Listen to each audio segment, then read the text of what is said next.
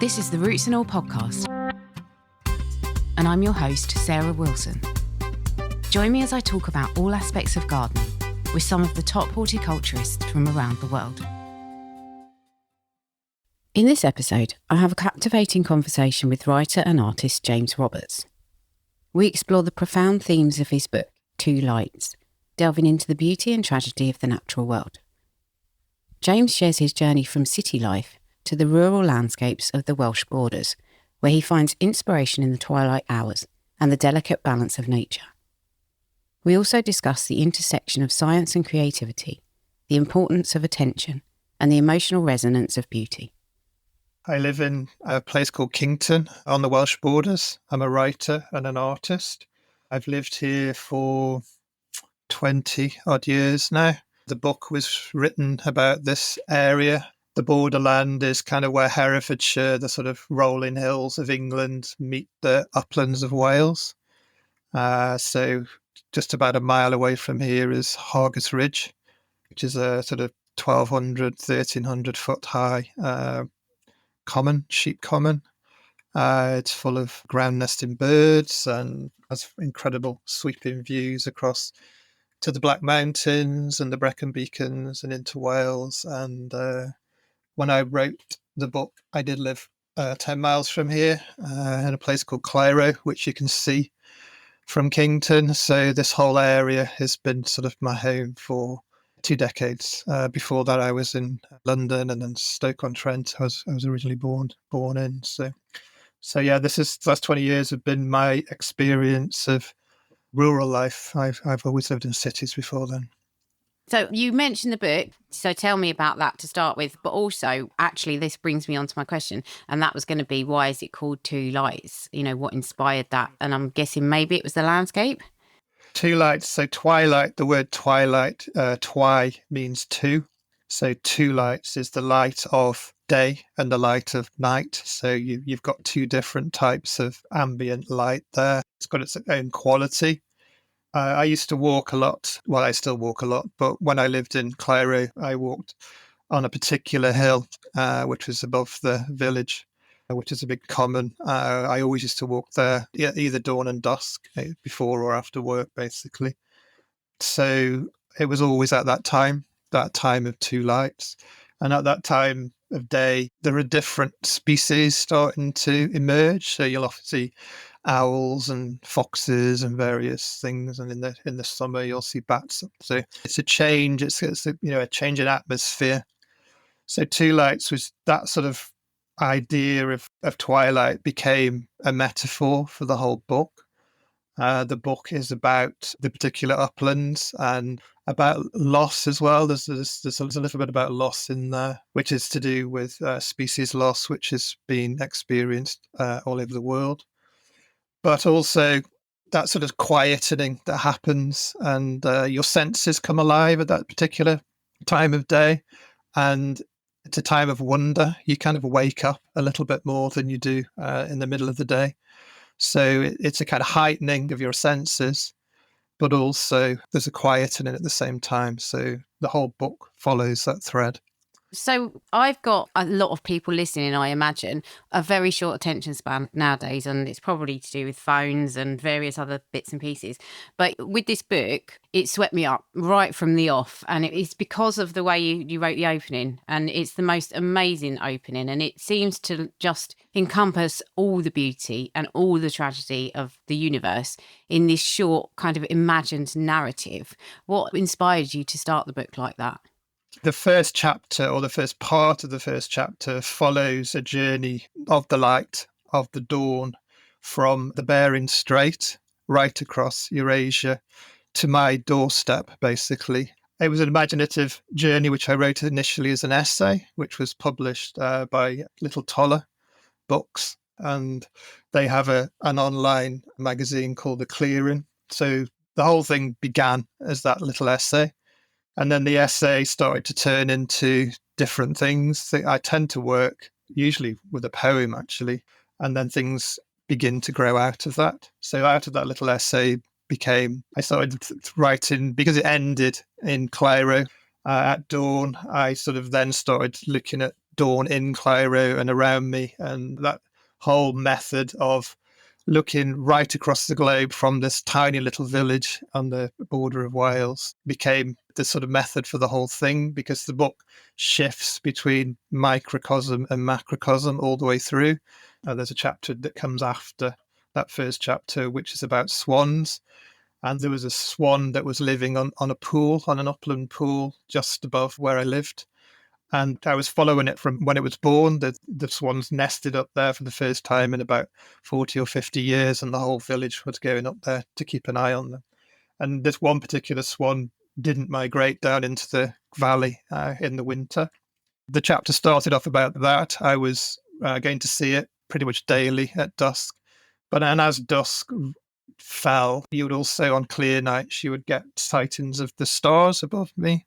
And one night I noticed that the Cygnus constellation was directly above the pool. So I started researching into Cygnus and all the different stars within Cygnus. So that, again, that's typical of the way I've written the book. It zooms out right into the stars and to constellations, and then zooms back into this one tiny little, very vulnerable swan.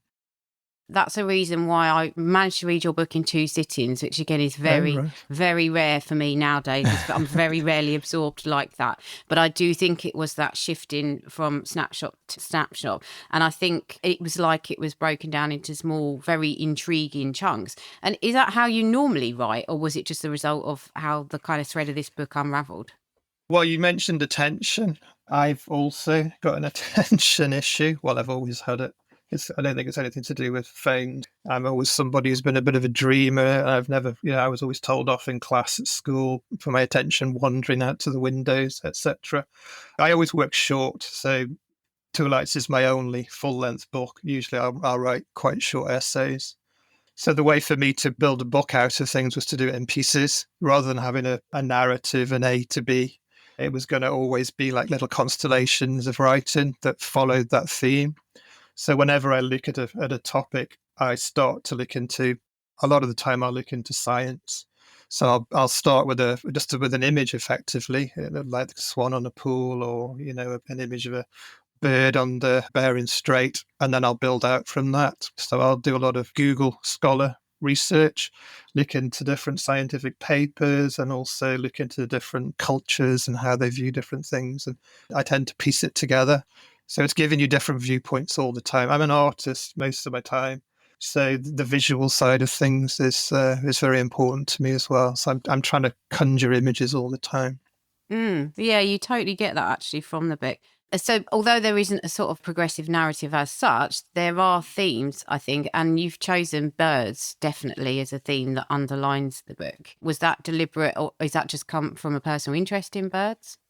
Well, before I lived in this area, I had no real interest in birds. I'm not a twitcher.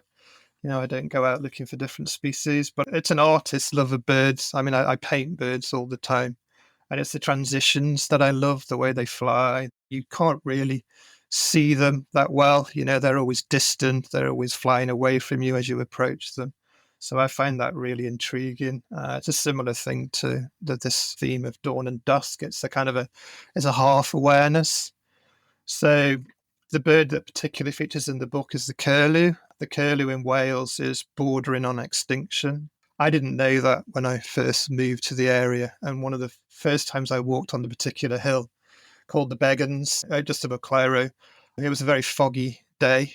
I couldn't see anything at all in front of me. And then suddenly the mist cleared and a flock of lapwings was right in front of me. I'd never seen lapwings before. And then the mist came back down again, and I heard a curlew for the first time, and they've got an incredible echoing call. So I started becoming obsessed with curlews. There were 4 or 5 pairs which lived up on the hill at that time. And the more I researched them, contacting local bird researchers, etc., the more I realized that the actual population in that particular valley was almost vanished, that these were the last few birds in the area. So when I left Cairo, they were down to about 3 pairs. So it became a bit of an obsession. And there's lots of mythology connected to curlews. So I researched that, and they're particularly shy birds. There's lots of sort of early Christian myths about it in Wales. So I was following those, but also looking at how their population is doing globally. And globally, it's not so bad. They migrate all the way through Eurasia, right to that first point that I mentioned in the book, in the Bering Strait. So, yeah, they became the bird that I returned to throughout the book, really. And thinking about that concept of migration, and there's that kind of traveling from time zone to time zone, from one climate to another. Light is always constantly shifting across the earth, and then, as you say, you zoom out a lot of the time, and it seems like light really is like the global leveler, isn't it? There's just no escaping from that change from one to the other and back again. Yeah. There's a scene in the book which follows, there's a beautiful YouTube video of the space station orbiting the Earth. And there's a sequence where it's following the light of dawn. And you can see it at first as a band. And then gradually it turns into a glow. And then the whole Earth beneath the spaceship lights up. So it's effectively a line of light which constantly travels around the Earth.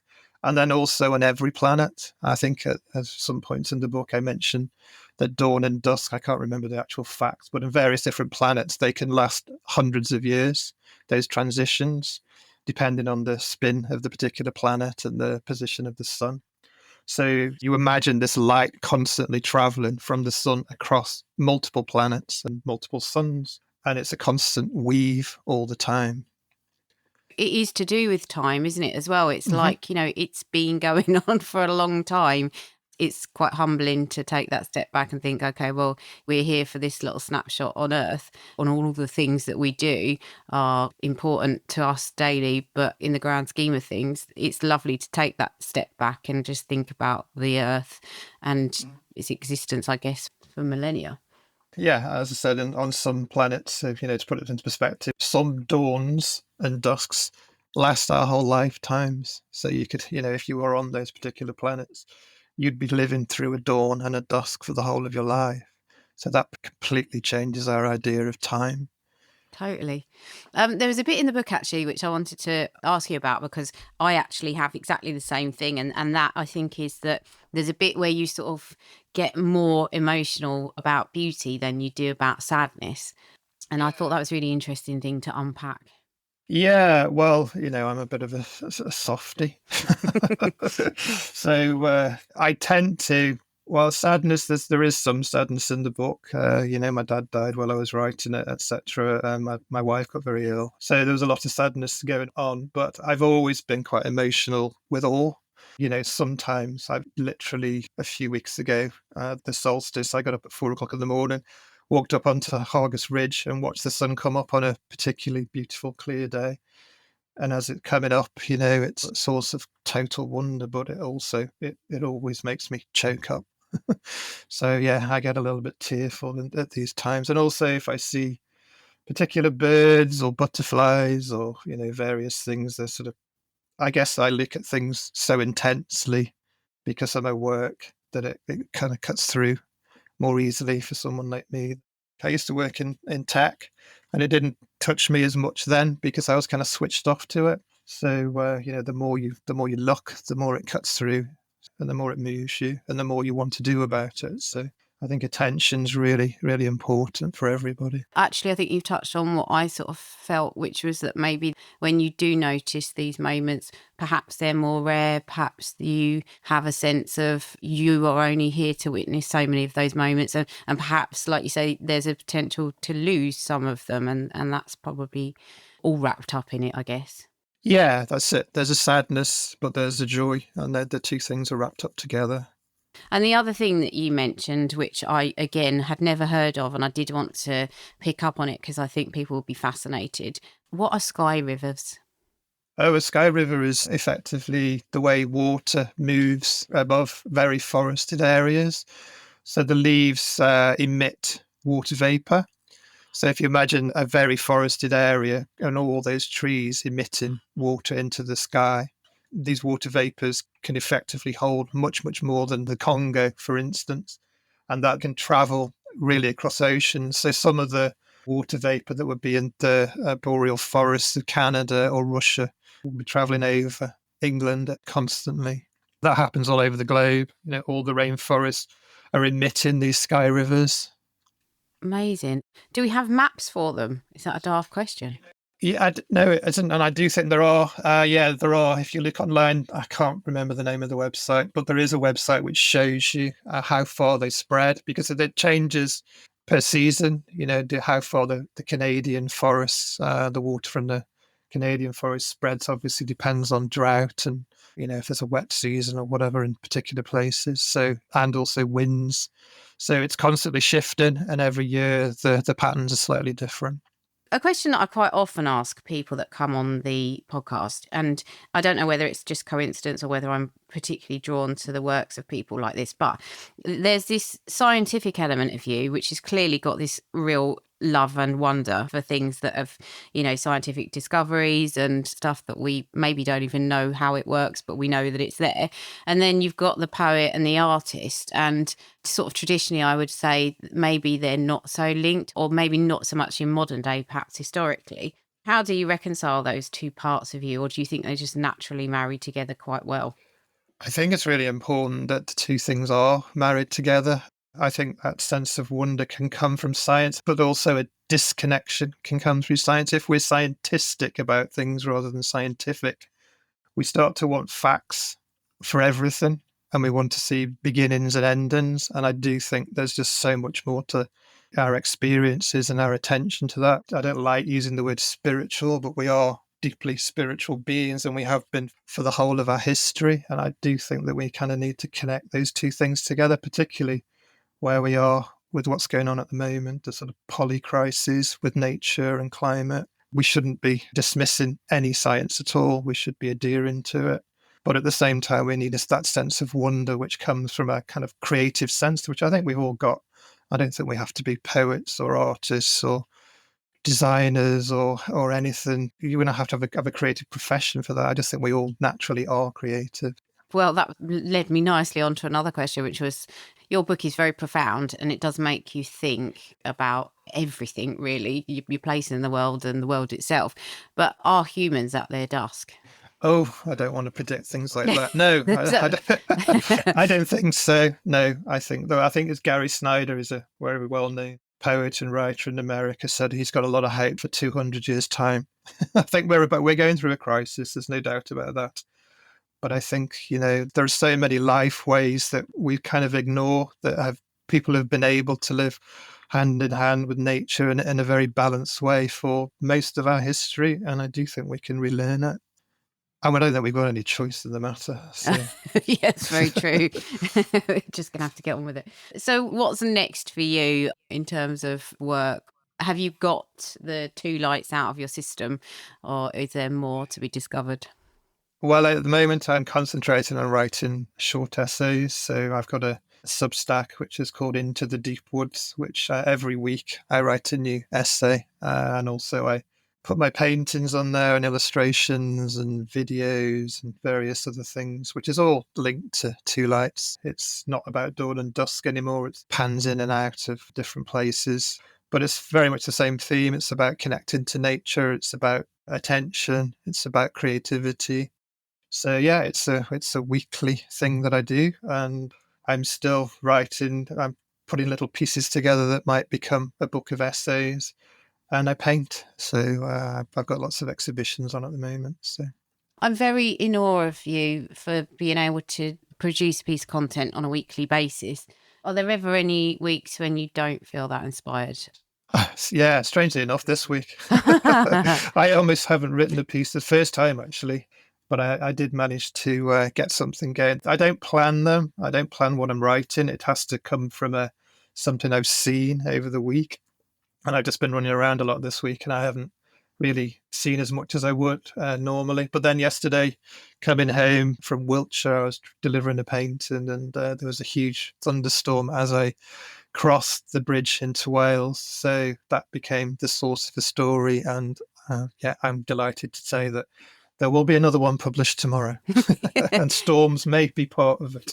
Yeah, it's funny, isn't it, to put your faith in the ability of something to spark each week, to know that, that's probably going to happen. And it's a fascinating process. I think as R.S. Thomas, it's one of the great poets of Wales, said he never planned or had a notebook. He just sat down, read a few things, and waited to see what the words would do. And I think that's my technique too.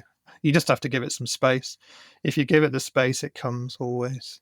I've been listening to a lot of podcasts lately, and there's a common theme occurring, which is basically a kind of expansion, I guess, of the, manifesting what you want. And, there's this kind of idea that if you think about what you want and then you can backwards engineer the steps to achieve it, or make sure that everything you do is in service of this future goal. And actually, that really doesn't sit with me. I much prefer things to unfold. And it's nice to know that you are doing that successfully. Well, that's my observation from what I see around me. Nature's not planning anything. It just unfolds constantly. So I just try and tune in to what it does and have some faith in that process. So yeah, I think that's the only way it can work. I've never planned anything in my life. Thank you to James for talking about his work and his creative process. And thanks to you for listening. If you like this episode, you might also enjoy episode 320, Channeling Wild Gods with Tom Hirons, and episode 82, Irreplaceable with Julian Hoffman. You can download or listen to the podcast direct from the website rootsandall.co.uk. Please also check out my Patreon, where you can make a one-off donation or take out a monthly subscription to help support the podcast. Because if you enjoy the show, please help it continue. I also have a GoFundMe where you can make a one-off donation. Even a one-off donation of £1 helps, and I'll be really grateful for your support. So please go to Patreon or GoFundMe and search for Roots and All Podcast.